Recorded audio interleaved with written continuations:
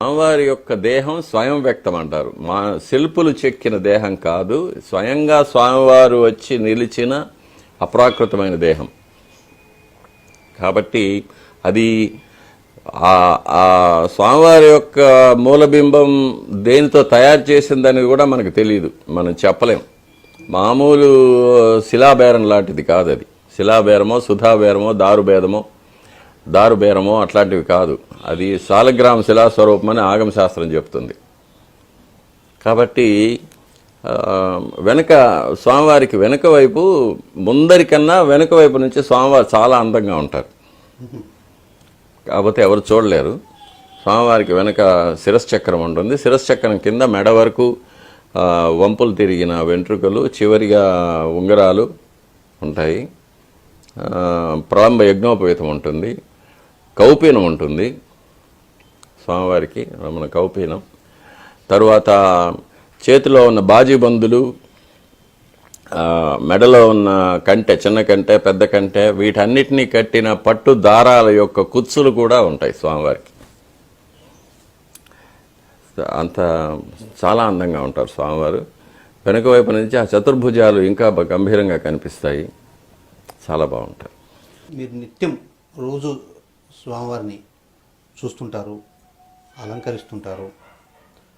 ఆ విగ్రహాన్ని చేత్తో తాకే అదృష్టం మీకు ప్రతిరోజు లభిస్తూ ఉంటుంది. అయితే స్వామివారి వెనుక భాగాన ఒక వెంట్రుకలు ఉన్నట్లుగా ఒకటి ఉందని ఐఏఎస్ ఆఫీసర్ రమేషన్ గారి పుస్తకంలో రాశారు.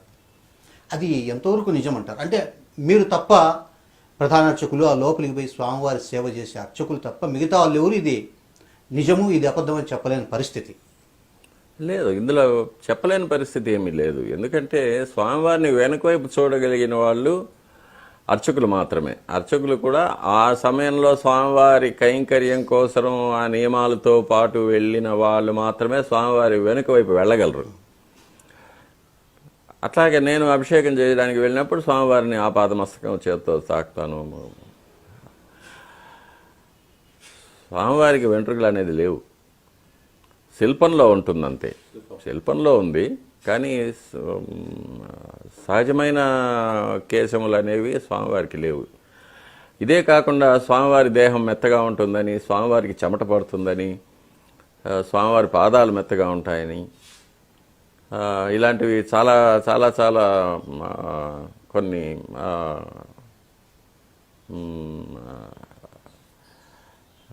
కొన్ని విషయాలు భక్తుల మధ్య చలిస్తూ ఉంటాయి.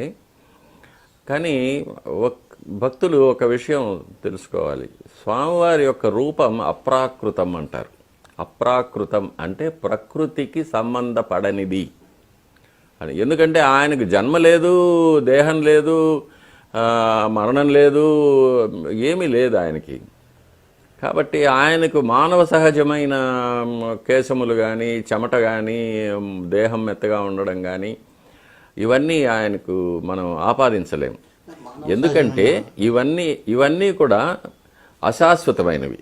మానవ దేహం అశాశ్వతం, పంచభూతాల్లో కలిసిపోయేది. కాబట్టి వెంట్రుకలు అనేది కూడా కెరటిన్ అనే సబ్స్టెన్స్తో తయారు చేయబడిన ఒక సెల్ గ్రోత్, అది సైంటిఫిక్గా. కాబట్టి అవన్నీ కూడా మానవ దేహానికి సంబంధపడినవి. కానీ స్వామివారికి దేహం లేదు, అప్రాకృతం అంటారు. కాబట్టి అది స్వామివారికి ఆపాదించడం మన మౌఢ్యం. అంటే రమేష్ గారు రాసింది మానవులకు ఉండే వెంట్రుకలను కాదు, విగ్రహానికి వెనుక భాగంలో వెంట్రుకల లాగా అది ఉంది స్వామివారికి. ఇప్పుడు మనకు మామూలుగా ముఖబింబం ఉంది, నేత్రాలు ఉన్నాయి, నాసిక ఉంది, అద్భుతమైన ఒక చిరునవ్వు మొహం మీద, అందమైన సుందరమైన పెదాలు ఉంది, కర్ణభూషణాలు ఉన్నాయి, చతుర్భుజాలు ఉన్నాయి, గోళ్ళు ఉన్నాయి, పాదాలుంది, హస్తంలో రేఖలు ఉన్నాయి, దైవికమైన రేఖలు, మానవ సహజమైన రేఖలు కావాలి. ఇలాంటివన్నీ ఉన్నాయి. అవన్నీ కూడా శిల్పంలో సహజంగా ఏర్పడినవి. అవి